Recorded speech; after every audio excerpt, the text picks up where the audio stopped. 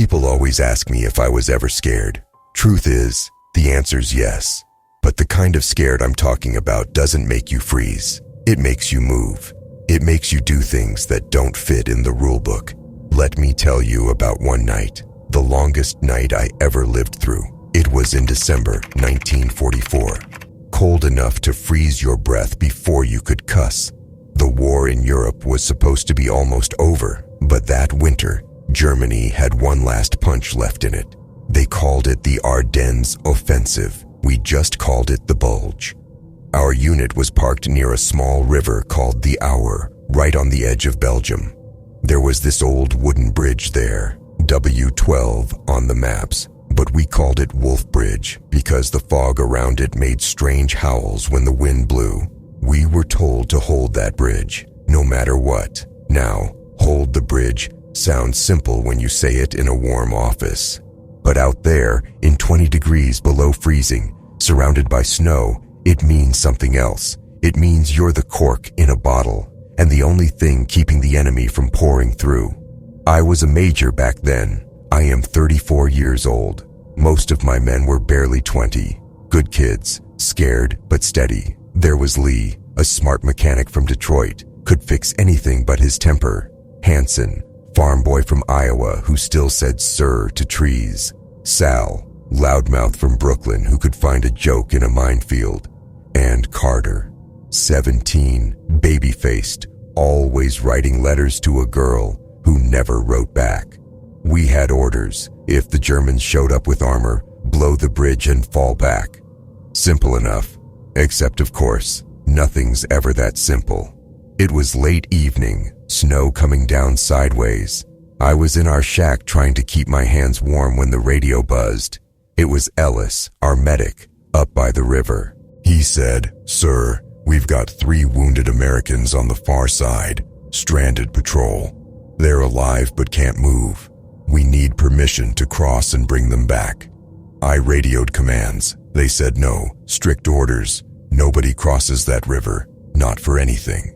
If we get caught out there when the Germans move, we lose the bridge and the men. But I could hear those voices on the radio, weak, scared, asking for help. And I'll be honest, kid, when you've spent enough time in war, you learn that rules are good, but people are better. So I made a call I wasn't supposed to make. I told Ellis to grab 2 boats. We'd go get our boys. It was about 8 o'clock when we pushed into that river. The fog was thick, and I couldn't see 10 feet ahead. We wrapped our oars in cloth so they wouldn't slap the water. The only sounds were our breaths and the river chewing at the ice. Halfway across, I saw a shape. An old truck on the opposite bank. Could have been ours, could have been German. Hard to tell in that gray soup. It didn't matter. We kept moving. When we hit the far side, we found the wounded right where Ellis said they'd be. One had a busted leg, one was bleeding inside, and the third looked half dead already. We got 2 of them loaded quickly, but just as we were lifting the last guy, someone coughed in the brush. Not one of ours. A German voice called out, "Halt!" Then the gunfire started. Bullets hit the water like angry stones. We hit the deck. Ellis yelled, "Go! Go!" So we shoved off, pushing with our hands, letting the current drag us. The fog turned white with smoke and snow. The Germans fired blind, but luck, or maybe God, was with us. A round hit the boat, snapped an oar clean in half, but somehow we made it under the bridge, hidden by the dark. Now, here's where things got tricky. That bridge we were under, Wolf Bridge, it was wired with explosives. Our engineers had set the charges earlier that week, and when I looked up through the cracks, I saw boots, not American boots, walking on top. The Germans were on the bridge, and from the sounds, they were setting their own explosives. That meant they were planning to blow it too. So there we were, under a live bridge, with wounded men, while both sides had bombs ready to pop. That's what I call a bad spot. I crawled through the freezing water, hands feeling along the support beams until I found our detonation wire. Cold, tight, perfect. Then I felt another one, not ours, new, rough, laid by the Germans. They'd hooked up their own line right alongside ours. Now, If they triggered their line, it might set off ours. Or not. Either way, it'd turn us into soup. So I did something a little crazy. I cut their wire and spliced it into ours. That way, if they tried to blow the bridge, well, maybe it'd backfire on them. Or maybe it'd just make a bigger bang. War's funny like that. You don't always get to test the plan twice.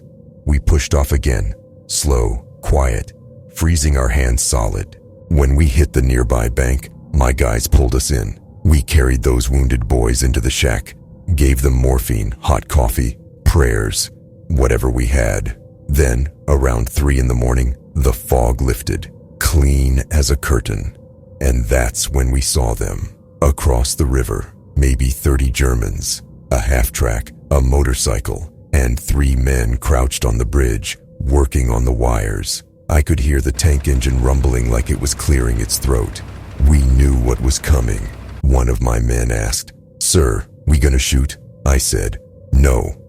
We shoot. We die. We wait." I watched through my binoculars. One German crouched near the center of the bridge, right where my wire splice was sitting. He tugged at it, confused. The guy next to him leaned in to look. They argued a bit. I couldn't hear, but I could tell neither trusted what he was seeing. Then one of them pulled a detonator box from his coat. I took a deep breath. That was the moment. Everything slowed down. The kind of slow where your heart beats the only sound in the world. Then there was a flash. The whole bridge jumped like it got kicked by God. The air slammed me in the chest, hard enough to knock me backward. Snow, wood, smoke, all mixing into one wild cloud. The middle of the bridge was gone, just gone. The rest sagged down like a broken arm. When the smoke cleared, I saw the half-track reversing, trying not to fall in. One of the Germans had been thrown into the river. The rest were running. I didn't blame them. We'd survived. Barely. But the bridge wasn't completely destroyed. Half of it still hung there, torn and leaning, like it couldn't decide whether to die or not. It didn't matter. The job was done. The enemy wasn't crossing that river anytime soon. At sunrise, the engineers came. They were mad as hornets, yelling about unauthorized detonations and chain of command. I didn't argue. I just handed in my report. Crossed the river to recover wounded. Engaged enemy demolition team. Bridge damaged, not destroyed. Mission complete. My captain read it, looked at me, then just said, "Major, you disobeyed direct orders." I said, "Yes, sir." And that was it. He walked away, didn't write me up, didn't pat me on the back, just left it between us and the snow. 2 days later, the Germans launched the Battle of the Bulge, their big counterattack. We got hit hard, and Bastogne went under siege. But because that bridge was gone, their tanks had to go the long way around. It bought the 101st Airborne a little time to dig in. So maybe breaking the rules saved more than those 3 boys that night. Years later, long after the war, I went back. They'd built a new bridge over the same spot. Steel, strong, ugly as sin. There was a little sign that said, "Original bridge destroyed during the war, 1944. No names, no details, just destroyed during the war." I stood there a while, watching the river roll like it had somewhere to be. I thought about the men I lost, the ones I saved, and the ones I never got to know. And I realized something. War isn't about who wins or loses. It's about who gets to keep their soul afterward. Sometimes you make choices that don't fit the book, but you make them anyway, because living with yourself is harder than dying for your country. That night at Wolf Bridge taught me that. You know, kid, you asked me once what bravery means. People think it's about charging into bullets. It's not. Bravery is knowing what's right, even when it breaks the rules, and doing it anyway. That night, I didn't feel brave. I just felt cold, tired, and scared. But sometimes, that's enough. Sometimes, surviving is the victory. That's the story of Wolf Bridge, the night we broke the rules, and lived to tell about it. Now go to bed, kid. The past sleeps easy when someone remembers it.